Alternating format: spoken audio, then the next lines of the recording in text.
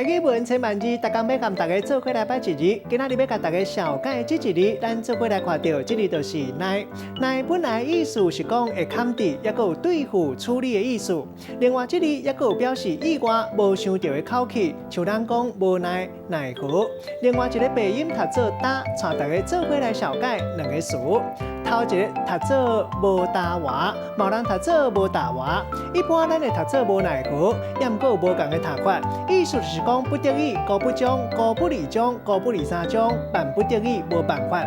第二个词读做“无可奈何”，嘛是同款意思，代表讲不得已无法度。咱用一句话来举例，甲这两个词夹做伙。譬如讲，古早人讲招夫勇主，世出无奈。古早人为了要传承后世，招竞赛，古早认为这是无大话、无可奈何的代志。当然，即马时代无同，查甫查某拢同款，独身啊无结婚，嘛是新时代新想法。今仔日小解这一字，乃另外一个鼻音读做打，提供予大家参考。